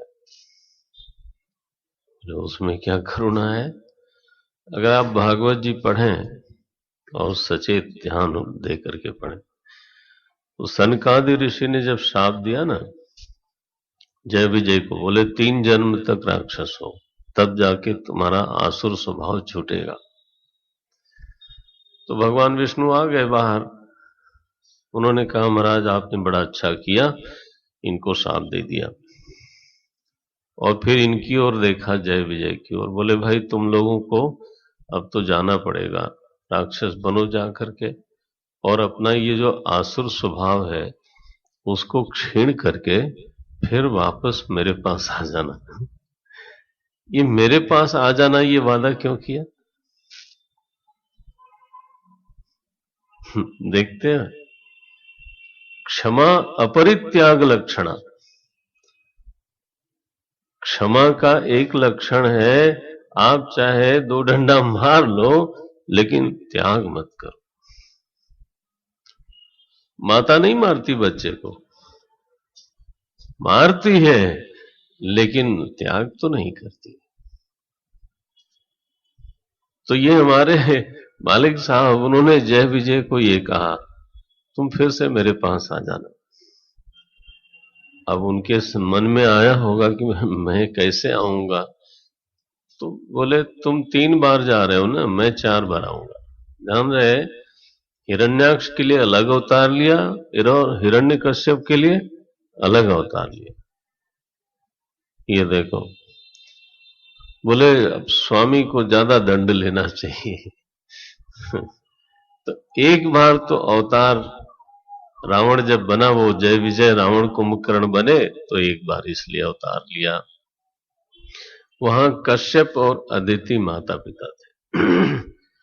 एक बार जालंधर की वजह से भगवान ने अवतार लिया। जलंधर एक दुष्ट राक्षस था, असुर था, और उसने तो सृष्टि को विह्वल कर दिया। और उसका सबसे बड़ा बल था उसकी पत्नी का पातिव्रत्य। वो इतनी पतिव्रता थी कि उनके पति को कोई स्पर्श भी नहीं कर सकता था, कवच बन गई थी। माने अधर्म का कवच धर्म बन जाए। और मारना तो है अधर्म को, उसने कवच पहन लिया धर्म का, तो कवच तोड़ना पड़ेगा कि नहीं? बिना कवच तोड़े छाती में बाण कैसे लगे? तो भगवान स्वयं जलंधर का रूप लेके गए, उसका पातिव्रत्य भंग किया। भगवान विष्णु के लिए ये मोह में नहीं पड़ना चाहिए। उनका मूल उद्देश्य है पालन करना, पोषण करना, धर्म की रक्षा। अब धर्म का कवच पहन के कोई घूम रहा हो तो कवच तोड़ेंगे जरूर वो। हाँ, इसलिए रामावतार में यज्ञ की रक्षा के लिए आए, लेकिन ऋषियों के यज्ञ की रक्षा के लिए आए। और जब मेघनाद यज्ञ करता है तो उसको भंग करते हैं। बोले अरे प्रभु तो अवतार लिया था उन्होंने यज्ञ रक्षा के लिए, यज्ञ का प्रयोजन क्या है? अधर्म को सुरक्षित करने का प्रयोजन होगा तो वो यज्ञ नहीं बचाएंगे, उसको तोड़ेंगे। तो पातिव्रत्य भंग किया। और जब वृंदा को मालूम पड़ा, पत्नी का नाम था उसके, तो बहुत रुष्ट हुई महाराज। उसने शाप दिया, पत्थर हो जाओ। हमारे मालिक साहब ने कहा भाई देखो, मुझे ये करना जरूरी था, मैंने किया, लेकिन जो किया वो तुम्हारी दृष्टि से अधर्म था, गलत था। गलत था तो मुझे दंड मिलना चाहिए, तो मैं दंड लूंगा। तो बन गए पत्थर महाराज। तो भगवान विष्णु का एक अवतार हुआ शालिग्राम के रूप। हाँ, तब वो एक पर्वत बने और उस पर्वत से गंडकी नदी निकलती हैं और वो ले ले करके चलती हैं। ये वृंदा के शाप से वो पर्वत जो है ना, वो भगवान विष्णु का रूप है। और इसलिए उपासना सिद्धांत में शास्त्र की ओर से आदेश है कि शालिग्राम साक्षात महाविष्णु है। देखें, और बड़ा ही अद्भुत है। मैं तो गया नेपाल, तो गोडाउन में ले गए हमें सेठ जी। वो तो मैंने देखा जो टूट जाता है उसमें भीतर चक्र होता है, और इतनी बढ़िया तरीके से मैंने वहां रखा भी हुआ है। कैसे बनाता होगा, भीतर कैसे बनता है? गोल हो तो दिखेगा नहीं, टूट गया तो बीचों बीच चक्र दिखता है। ये अद्भुत है, चमत्कार है। तो गंडकी नदी से वो शालिग्राम निकलते रहते हैं और लोग अपनी उपासना का रूप लेते हैं। तो वहां जलंधर रावण बना, तब भगवान ने अवतार लिया। तो ये दूसरा राम अवतार इस तरह से हुआ। पार्वती जी, एक बार नारद जी ने शाप दिया इसलिए अवतार लिया। बोले हैं, जान रहे नारद जी पार्वती जी के गुरु हैं, और गुरु निष्ठा इतनी है पार्वती जी की शिव निष्ठा से बढ़ के। हाँ जी, शिव निष्ठा से बढ़ के। यही कहा ऋषियों से उन्होंने, आप कहें सतवार महेशु तदपिन तद तद तजहु न नारद कर उपदेशु। नारद जी का उपदेश नहीं छोड़ूंगा, शिव जी चाहे 100 बार खुद आके बोले। शाबाश, ये हमारी माता जी की निष्ठा है, गुरु निष्ठा है। जब उन्होंने कहा, नारद जी ने शाप दिया, पार्वती जी ने कहा, ओ कहां अपराध रमापति की ना, नारद जी से तो गलती हो नहीं सकती। भगवान विष्णु ने क्या अपराध किया? शाप ऐसे थोड़ो दिया, हमारे गुरु महाराज हैं। शिव जी मुस्कुराए होंगे, बोले देखो बोला इनका, माने नारद जी अपराध नहीं कर सकते, गुरु तो हंस पड़े। नारद विष्णु भगत पुनि ज्ञानी, अरे वो ऐसे हैं हमारे गुरु महाराज, कोई छोटे मोटे हैं? विष्णु भगत हैं, ज्ञानी हैं, कोई गड़बड़ जरूर हुई होगी। महाराज ये कथा सुनाओ। नारद जी की कथा विस्तार से, शिव जी को हंसी आ गई। बोले ज्ञानी मूढ़ न कोई, पार्वती जी इसका अभिमान नहीं करना चाहिए। मालिक साहब बुद्धि घुमा दे तो बस हो गया, फिर अच्छे अच्छे लोगों से गलतियां होती हैं। नहीं नहीं, ये कथा सुनाइए। तो उन्होंने नारद जी की कथा सुनाई। हिमगिरि गुहा एक अति पावनी, वह समीप सुरसरी सुहावनी। एक हिमालय में एक गुहा थी, बगल में माता गंगा प्रवहमान हो रही थी, कोमल श्वेत बालुका। नारद जी जब उधर से निकले तो उनको बड़ा आनंद लगा, जाके बैठे, भगवान का स्मरण किया। सुमिरत हरि शाप गति बांधी। भगवान का जैसे ही स्मरण किया है, तो जो दक्ष ने शाप दिया था ना कि तुम चलते रहोगे, बैठ नहीं पाओगे, तो वो बाधित हो गया। और सहज विमल मन लागी समाधि, निर्मल मन है। नारद जी महाराज की समाधि लग गई। देवता लोगों को बड़ी परेशानी, बोले कहीं हमारा राज्य ही न चाहता हो। काम को भेजा, वो अपना सब लीला करके थक गया बेचारा, डरा। नारद जी को क्रोध नहीं आया, उसको सांत्वना देके भेज दिया। अब काम विजयी प्लस क्रोध विजयी होके नारद जी बैठे। तो शिव जी का रिकॉर्ड तो तोड़ दिया उन्होंने। शिव जी ने तो काम को जलाया था, वो ठीक है, लेकिन क्रोध तो हो गया था। अब लेकिन समस्या ये थी कि ये निविड़ एकांत में ये घटना घटी थी। तो आखिर मने अब जंगल में मोर नाचा किसने जाना। तो अब नारद जी को लगा कि दुनिया को पता लगना चाहिए कि मैंने पुराना रिकॉर्ड तोड़ा है। तो वो और दूसरे ने, किसी ने देखा नहीं, तो बोले मैं खुद ही जाता हूं। फिर अब महाराज विज्ञापन स्वयं करने के लिए निकले, गए ब्रह्मा जी के पास। उन्होंने सुना और थोड़ा माने मुद्रा उनकी रूखी थी कि क्या बोल रहे हो, ऐसे बोलना नहीं चाहिए। फिर शिव जी के पास गए। उनसे जब काम कथा शुरू करी, पूरी बताई, पहले राम कथा करते थे। नारद जी पहले राम कथा करते थे, अब गए तो काम कथा करी।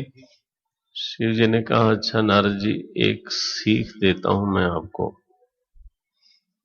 कि ये ना, आपने मुझसे जैसे सुनाया इतना विस्तार से, तो भगवान विष्णु से ऐसा बोलना मत। चले वो प्रसंग दुरायहु तबहि, अगर वो छेड़े न तब भी सुनाना मत, चुप रहना, नहीं तो बहुत मुश्किल होगी। नारद जी को लगा, देखो बड़े लोगों में भी कितनी ईर्ष्या होती है। अब इनको ये चिंता है कि मेरा रिकॉर्ड टूट गया, तो अब नारद जी बताएंगे सबको। वो काहे को माने महाराज, एकदम गए भगवान के पास, और वहां भी काम कथा। 128वें दोहे के ऊपर की पंक्ति है, कामचरित नारद सब भाषे। अब ये क्या कथा ही बदल गई महाराज। रामचरित बोलते बोलते सीधे आ गए ये ट्रांसफॉर्मेशन है। कामचरित नारद सब भाषे, यद्यपि प्रथम बरजी। शिव जी ने मना किया था, मत बोलना, मैं तो ऐसे ही ठीक है, लेकिन भगवान विष्णु तो फिर उपाय शुरू कर देंगे ना। तो जब इन्होंने बहुत बोला तो भगवान ने कहा, आपके लिए कौन सी बड़ी बात है नारद जी, आपका तो स्मरण करके लोग ब्रह्मचर्य व्रत को धारण करते हैं, तो आपके लिए कोई बहुत बड़ी बात नहीं है, आपकी तो बड़ी महिमा है। बोले महाराज, सब आपका प्रसाद है। ऐसे अभिमान, टोन बदल गई थी। लोग बताना भी चाहते हैं कि मैं अभिमानी नहीं हूं, और अभिमान पूर्वक बताते हैं कि मैं अभिमानी नहीं। प्रणाम करेंगे, हरिओम। अरे भैया तुम मार ही दो पहले, ये हरिओम कर रहे हो, मार रहे हो, ऐसे बोलेंगे। इन्होंने जब ऐसी लंबी चौड़ी कथा करी, भगवान विष्णु ने कहा, आपकी तो महिमा बहुत बड़ी है। बोले, सब आपकी कृपा है महाराज, नहीं तो फिर क्या है। ऐसे टोन मारी तो देखा विष्णु भगवान ने, अरे हमारे भगत के हृदय भूमि में भक्ति देवी का प्रवाह होने की बजाय ये अभिमान का अंकुर खरपतवार कहां से आ गया। ये तो बड़ा गड़बड़ है। उर अंकुरेव गर्व तरु भारी, और ये अभी अंकुर है, बाद में बहुत बड़ा पेड़ हो जाएगा, तब बड़ी परेशानी होगी। तो मेरा तो व्रत है, इसको उखाड़ूंगा। मैं अच्छा किसान हूं, खरपतवार बढ़ने नहीं देता। तो अपने भक्त की हृदय भूमि स्वच्छ बनी रहे। अब मैं बेगिसो मैं जल्दी ही करूंगा। अब महाराज नारद जी ने प्रणाम किया भगवान को, और फिर चले, और देखा कि एक नगर है, मैंने इतनी बार इधर से मैं गुजरा हूं, कहीं देखा ही नहीं, ये क्या हुआ, ये क्या हुआ। भगवान ने माया महारानी को कहा, एक नगर बसाओ, वहां एक राजा बनाना, प्रजा बनाना, सब बना देना, है कुछ नहीं, बना देना।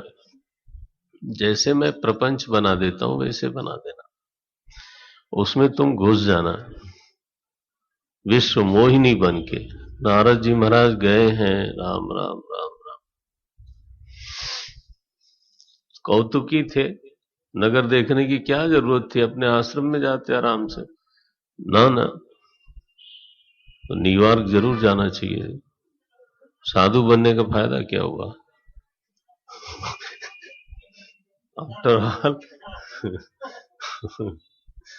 तो नारायण गए वहां, तो बोले भाई कन्या का स्वयंवर होने वाला है, आप देवर्षि नारद, बड़ी कृपा हुई आ गए। जरा इसका भविष्य देखिए। अब हाथ पकड़ा महाराज, हाथ छोड़े नहीं, बड़ी देर तक देखते रहे। बोले महाराज क्या लिखा है, इतनी देर तक देख रहे हो? वो तो कुछ देख क्या रहे थे, बड़ा कुछ देखा, लेकिन यहाँ छिपा गए, बताया नहीं कि क्या क्या लिखा है। झूठ आया ना जीवन में, ये है। फिर वहां कुछ कुछ बोल दिया और फिर गए भगवान से रूप मांगते हैं। इस समय बहुत विशाल रूप चाहिए, कन्या वरेते रूपम, पढ़ा था उन्होंने संस्कृत में यह श्लोक। रूप ही चाहिए, गुण का कोई मतलब नहीं है। रूप की याचना करके आए भगवान विष्णु से। प्रार्थना करते समय एक वाक्य की गलती से मुंह से निकल गया, आदत वसात निकल गया होगा। आदत अच्छी हो ना तो बड़ा काम देती है। उन्होंने क्या कहा, जय विधि होई नाथ हित मोरा, करहु सो बेगी दास में तोरा। भगवान ने कहा बस बस नारद, बस बस पकड़ लेता हूं मैं। जय विधि होई ही परम हित, तुमने मांगा ना मेरा हित कैसे होगा, बस अब जिसमें तुम्हारा परम हित होगा सो मैं करब। मैं तो बस और ही और कुछ करूंगा नहीं, यही करूंगा। और महाराज बानर बनाया बड़ी कृपा करके। नारद जी को बानर बनाया, लेकिन वो बानर दिखते थे केवल विश्व मोहिनी को, बाकी सब लोगों को देवर्षि नारद दिखते थे तो सबने प्रणाम किया। नारद जी को कंफर्म हो गया कि ये तो विष्णु समझ के लोग कर रहे हैं प्रणाम। अब उसी माया नगरी में शिव जी के दो गण भी थे, अगल बगल बैठे महाराज।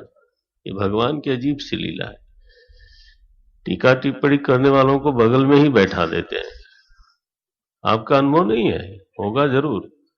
हाँ हाँ, अगल ही बगल रहते हैं वो, फिर वहां से कुछ न कुछ व्यंग बोलते हैं। बोले क्या रूप है, विश्व मोहिनी आई है महाराज जयमाला लिए हुए। देखा तो जिस पंक्ति में नारद जी बैठे थे, बोले अरे ये बानर भी स्वयंवर में आने लगे। उन्होंने वो पूरी पंक्ति ही छोड़ दी, बताओ। बाकी राजाओं का भी टिकट कट गया, जो बेचारे बैठे थे। अब नारद जी को लगा कि मुझे देखा नहीं, उसने पंक्ति बदल दी। कई पंक्तियों को इस तरह से विश्व मोहिनी ने छोड़ा, तो रुद्रगण बीच बीच में बोलते रहे क्या सुंदरता मिली है, इसको देख करके कौन इधर उधर जाएगा। इस बीच में मालिक साहब आए, जयमाला पहनाई विश्व मोहिनी ने, ले गए उनको। अब तो महाराज ऐसे रुष्ट हुए हैं नारद जी। कामाद भवती,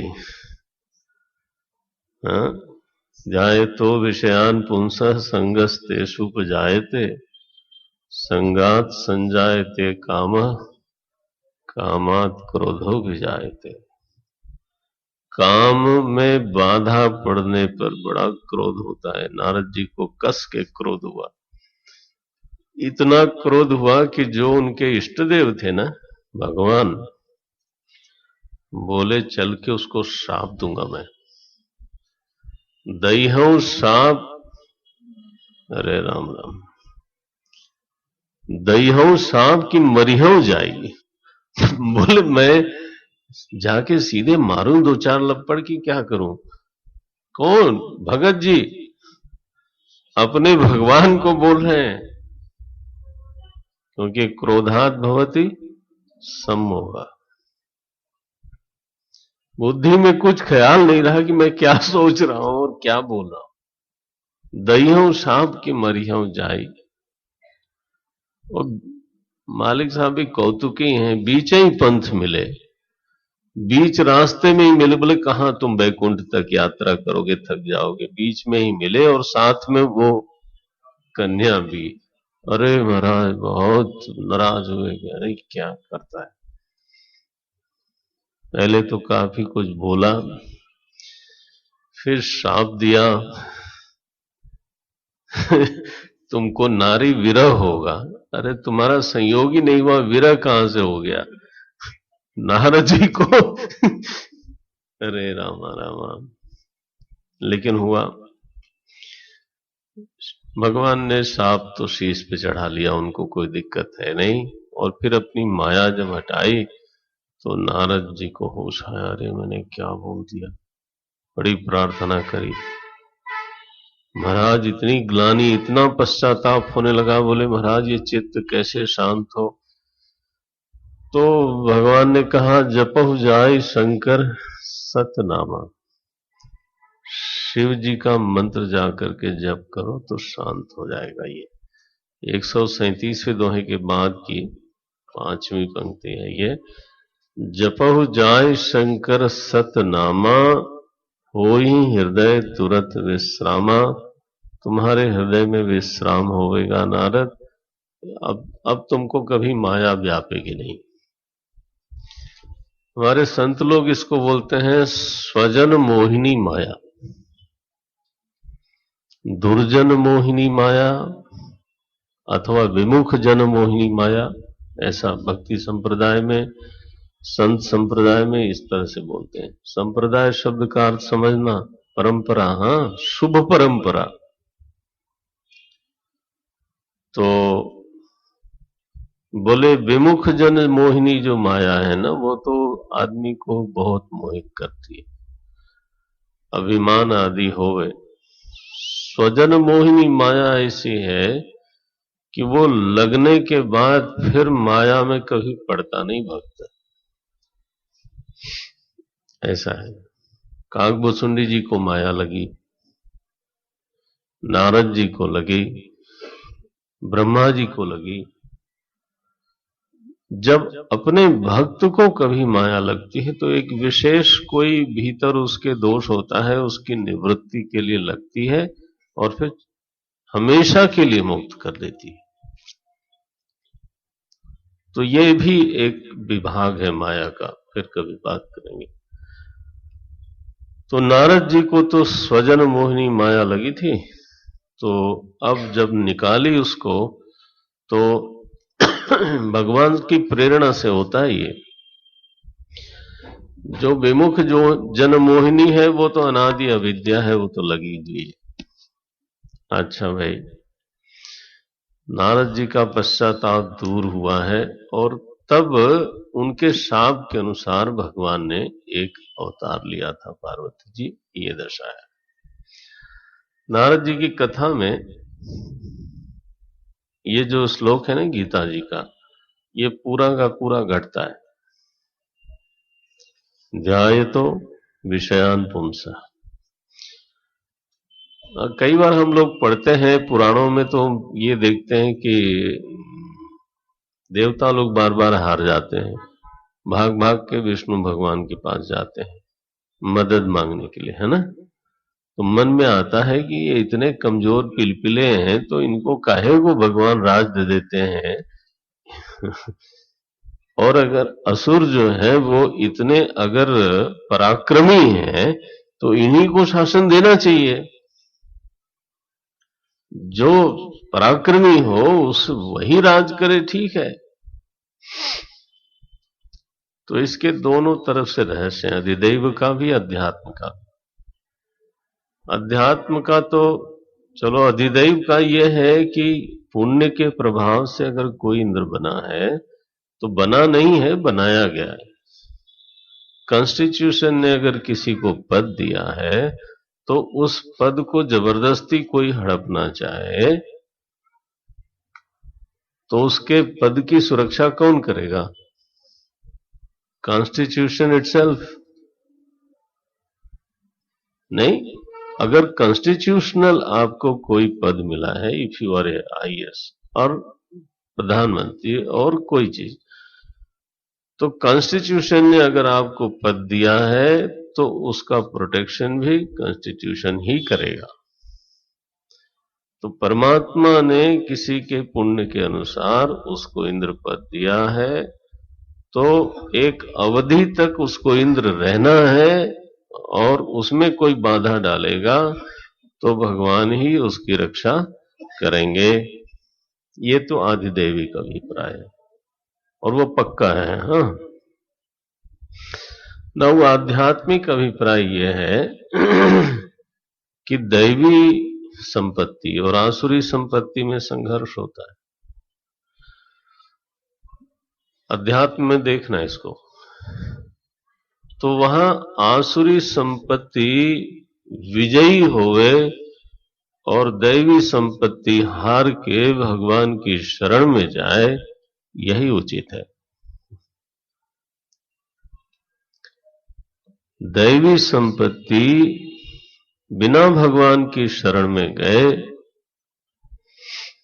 अगर जीत जावे तो वो स्वयं आसुरी संपत्ति बन जाती। मैं दोहराता हूं, हाँ, दैवी संपत्ति बिना भगवान की शरण में गए अगर जीत जाए, वो स्वयं ही आसुरी संपत्ति बन जाती है। अब देखें, काम को जीता इन्होंने, क्रोध को जीता, बिना भगवान की शरण में गए, तो काम विजयी, क्रोध विजयी तो हुए, दैवी संपत्ति विजयी हुई, ब्रह्मचर्य विजयी हुआ, शांति विजयी हुई। गुड, तो अब तो विजय होना चाहिए, अच्छी बात है। बोले नहीं, अच्छी बात तो है, लेकिन ये विकार जो काम क्रोध का विकार है, उस पर विजय होने के बाद जो अहंकार का विकार है ना, वो चढ़ बैठा। तो ब्रह्मचर्य की विजय आसुरी संपत्ति में बदल गई कि नहीं? अहंकारी तो हुए ना फिर। और अहंकार प्रदर्शन चाहता है। हर वृत्ति के साथ जो अनुवृत्ति लगी रहती है ना, इसकी मीमांसा की गई है साहित्य में, शास्त्रों में। जैसे काम में लज्जा होती है, लोभ में भी संकोच और लज्जा होती है। लोभ का सहयोगी है नैष्ठुर्य, निष्ठुरता होती है। इस तरह से वर्णन है। क्रोध निर्लज्ज होता है, वो तो प्रकट होगा, गुरु के सामने भी होगा, बड़ों के सामने भी होगा। अहंकार में प्रदर्शन अवश्य होता है। तो हर वृत्ति के साथ लगी हुई अनुवृत्तियां होती हैं। मनीषी लोग इन चीजों को समझते पहचानते हैं। तो अब देखो, अहंकार आया तो प्रदर्शन चाहिए, दिखे नहीं तो अहंकार किस बात का। तो ब्रह्मा जी के पास गए, शिव जी के पास गए, भगवान विष्णु के पास गए। लो, अब अहंकार का विकार साथ में लग जाने के बाद तो जो गड़बड़ सड़बड़ होनी चाहिए वो हुआ। क्या हुआ? भगवान ने कहा चलो तुमको एक लीला दिखाते हैं। तुम काम विजयी होकर के घूम रहे हो ना, उसी से तुमको हरवाऊंगा, तब ये गर्व टूटेगा। तो वहां नगर में गए और जब देखा हाथ ना, तो ये है ध्यायतो विषयान, गीता जी का श्लोक। ध्यायतो विषयान पुंसः संगः। तब आया कि अरे रे, इससे मेरा विवाह हो जाए। और जब ये देर तक रहा ना, तो संगात संजायते कामः, और काम से प्रेरित होकर प्रवृत्ति शुरू हुई। भगवान के पास दौड़े दौड़े गए, रूप की मांग की, बढ़िया काम हो गया। वहां से आए, वो सब लीला हुई। अब वो काम में बाधा पहुंची, तो श्लोक का अगला चरण है, कामात क्रोधो विजायते।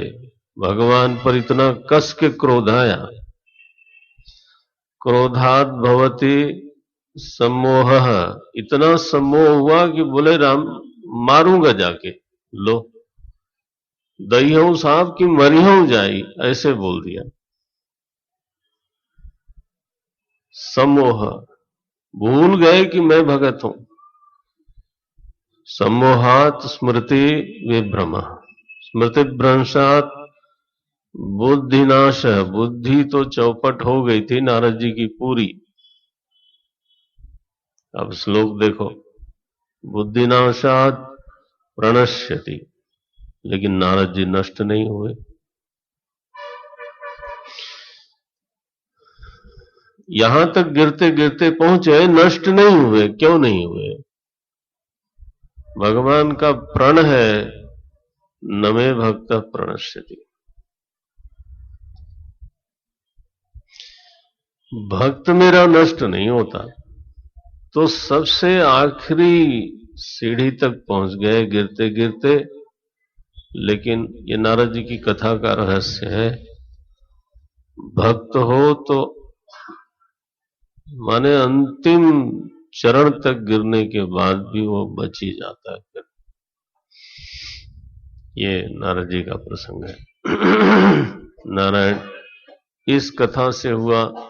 फिर मनु शत्रुपा ने तपस्या की और उनकी तपस्या के फलस्वरूप एक अवतार हुआ प्रभु राम का। यहां पे ये वर्णन है। और आगे बोलते हैं कि एक बार रावण बना था प्रताप भानु नाम का राजा। ये 152 दोहे के बाद ये प्रताप भानु की कथा है। प्रताप भानु बड़ा ही अद्भुत सम्राट है, माने बहुत शुभ कर्मा, सत्कर्मी है। उसका सचिव है धर्म रुचि, उसका भाई है अरि मर्दन, स्वयं है प्रताप भानु। सत्कर्म पे सत्कर्म करता है और भगवान को अर्पित भी करता है। देखें, प्रताप भानु की ऐसी शुभ कथा है। कई बार तो हमें तो शुरू में ऐसे ही लगता था कि ऐसे सत्कर्मी को इतना घोर शाप क्यों मिला।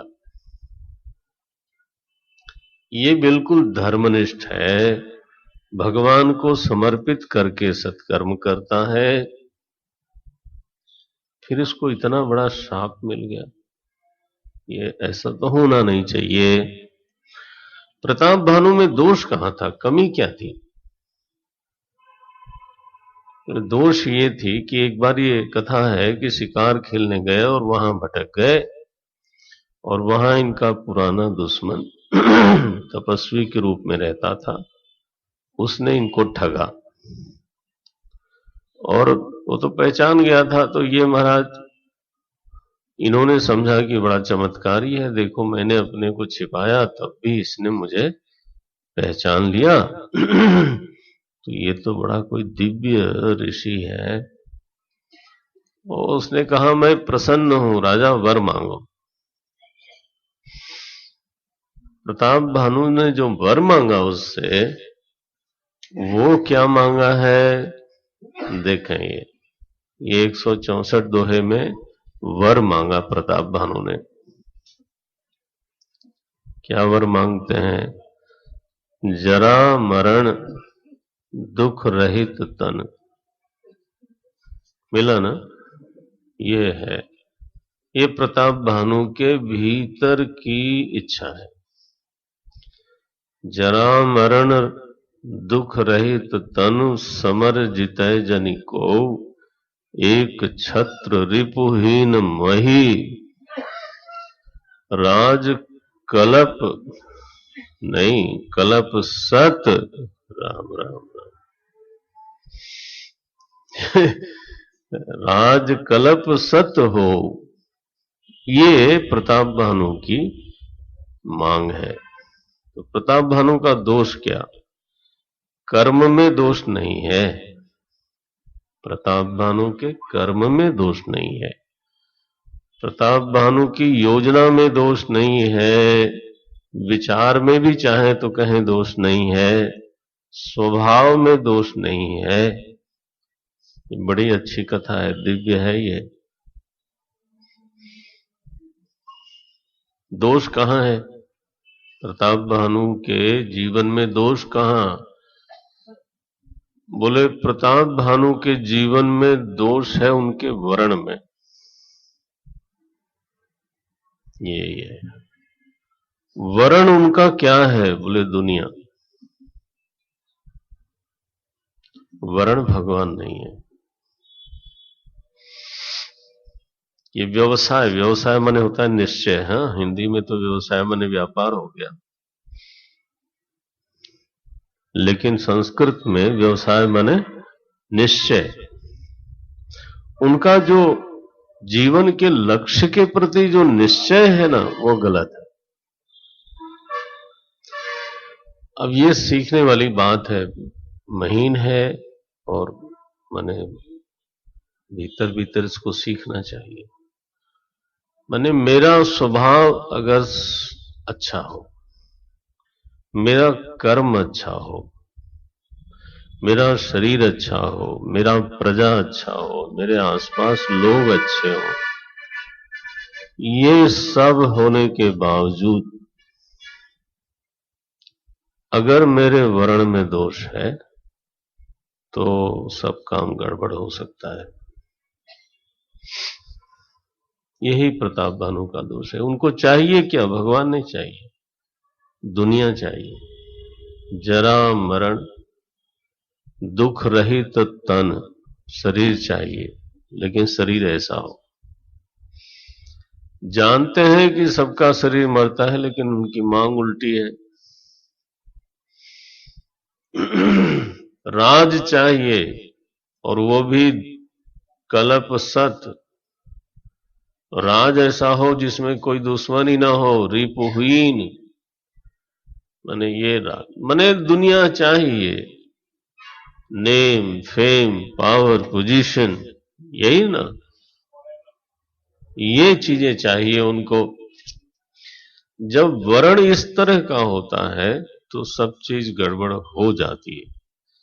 आपको निवेदन करूं, हमारे अध्यात्म शास्त्र की महिमा बड़ी अद्भुत है।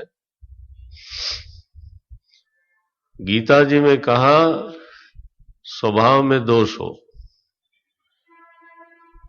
कर्म में दोष हो, सारे दोष हो, चलो वर्ण अगर ठीक हो गया तो मैं तुमको साधु मानता हूं।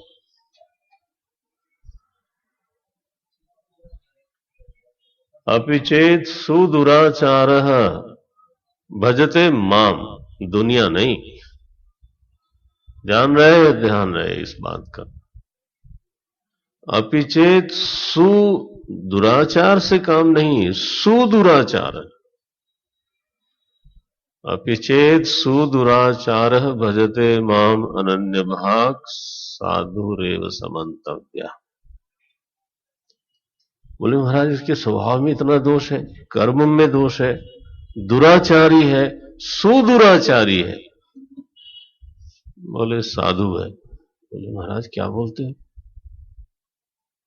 ऐसा होने पर भी साधु है? यस, क्योंकि उसकी मांग में मैं हूं, दुनिया नहीं है। अनन्य भाग न अन्यम वांछति। ये साधु किसने बनाया उसको? तपस्या ने? बोले नहीं। आचरण ने? नहीं। स्वभाव ने? नहीं। किसने? सम्यक व्यवसाय ने। देखो क्या शब्द लिखा है, साधुरेव समन्तव्यः सम्यक व्यवसितो हि सः। किसी भी जीव को तपस्या साधु नहीं बनाती। भस्मासुर ने तपस्या की थी कि नहीं? की थी ना, साधु हो गया। रावण ने तपस्या की थी कि नहीं? हिरण्यकश्यप ने? दुर्भाग्य से जितने दुष्ट, बड़े दुष्ट हैं, सबने तपस्या की। तो आप ये इक्वेशन मत बना लेना कि जो तपस्वी है वो साधु, गलत बात है। वो जिसका वर्ण शुद्ध है वो साधु है। ये गीता जी का निर्णय है। नायमात्मा प्रवचनेन लभ्य न मेधया न बहुना श्रुतेन यमे वैश्वृणते तेन लभ्य। वेद वो वेद का वाक्य है। तो यहाँ प्रताप भानु की समस्या क्या है? स्वभाव समस्या नहीं, आचरण समस्या नहीं। प्रताप भानु की समस्या है उसका उसका वर्ण, उसकी मांग। उसने चुनाव क्या किया? बोले दुनिया का। अच्छा, शाप लगा इसको विप्रों का, रावण बना।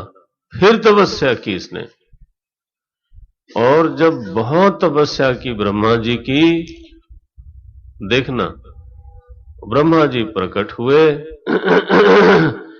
नारायण। तो अब ब्रह्मा जी से इसने वर क्या मांगा? 176 दोहे के बाद की पंक्ति है ये, चौथी पंक्ति है।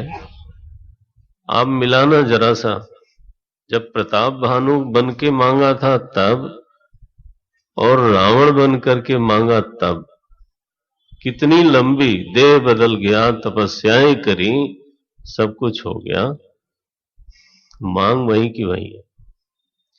आपने ध्यान दिया होगा, सती जी से पार्वती बनी, संशय मिटा नहीं। प्रताप भानु से रावण बना, वर्ण नहीं बदला। ये तो महिमा है। क्या बोलता है देखो, हम काहू के मरहि न मारे। वहां क्या मांगा था? जरा मरण, दुख रहित तन, यही मांगा था।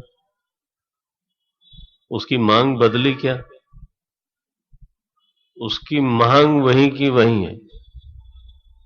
हम काहू के मरहि न मारे, वानर मनुष्य जाति दोई बारे। क्योंकि ब्रह्मा जी ने कहा था भाई देखो, हम तुमको ऐसा वर दे नहीं सकते। तो उसने सोचा नर बानर क्या है, इनको छोड़ के बाकी हम किसी से न मरे।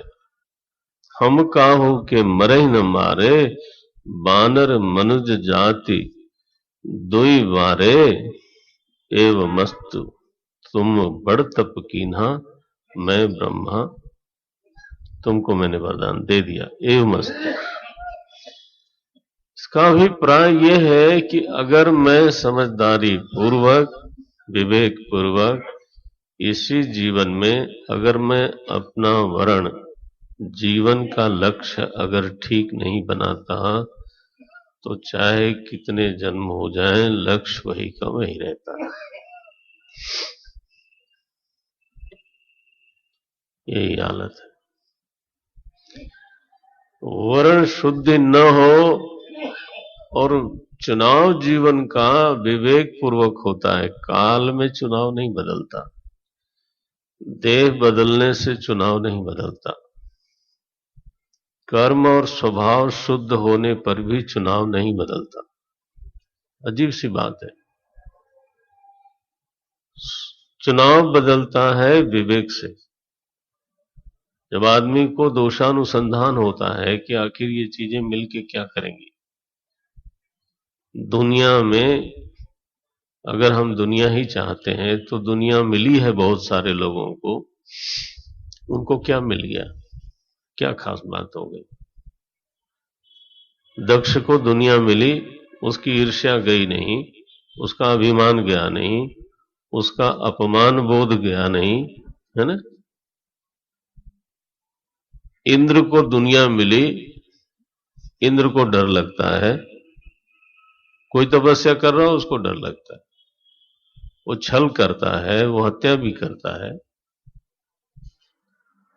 आखिर हमको दुनिया नहीं मिली इतनी बड़ी, तो बड़े बड़े लोगों को मिली, तो क्या उससे सब सुखी हो गए क्या? आपके प्रधानमंत्री जी बहुत सुखी हैं, हो सकता है आपसे कम ही हो। हाँ जी, एक तरफ इतना सम्मान मिलेगा, प्रोटोकॉल होगा, और दूसरी तरफ दुनिया भर उनको पता नहीं क्या क्या बोलती है। बोलो, हमारे गुरुदेव बोलते थे, दुनिया का सुख तो ऐसा है जैसे छिलके सहित केला खाना, ऐसा बोलते थे वो। देख लो, अपना स्मृति कर लो, ऐसा कोई सुख मिला हो जो निर्मल हो, जिसमें दुख मिश्रित ना हो, श्रम मिश्रित ना हो। आप याद करके अपना तय कर लेना। एटलीस्ट मैं कह सकता हूं कि ऐसा तो कुछ मुझे मिलता नहीं। इतना होने के बाद भी विवेक जागता नहीं कि नहीं भाई, ये साधन तो हो सकती है, लक्ष्य नहीं हो सकती। दुनिया साधन हो सकती है, दुनिया लक्ष्य तो नहीं हो सकती। हम यहां तक नहीं पहुंचते। तो प्रताप भानु की जो कथा तुलसी बाबा ने प्रस्तुत की है, बड़ी अद्भुत करी है। इसमें जीवन में कहां दोष छिपा हुआ है, अंतरंग में जाके आप जरा सोचो। उसका स्वभाव अच्छा है, कर्म अच्छा है, लोग अच्छे हैं उसके आसपास, ये सब होने के बावजूद वर्ण सबसे भीतर जो चीज एक चोर बन के छिपी हुई है, चाहिए क्या बोले दुनिया। नारायण। तो इनकी वजह से ये जब रावण बना और अरिमर्दन कुंभकर्ण बना, और जो धर्म रुचि इनका मंत्री था वो विभीषण बना, उस समय भगवान ने एक अवतार लिया। तो इस निमित्त से एक बार राम जी का अवतार हुआ। मनु शत्रुपा ने तपस्या करी थी, उनके ऊपर अनुग्रह करने के लिए, और प्रताप भानु जो रावण बना था उसका निवारण करने के लिए भगवान ने अवतार लिया। ये रचना जब पूरी पीठिका बना ली तुलसी बाबा ने, तब अब ये कथा रामावतार की आरंभ होती है। लेकिन हम लोग अब अंतराल करके और फिर रामावतार की कथा में प्रवेश करेंगे। यहाँ कथा को थोड़ी देर के लिए विराम देते हैं।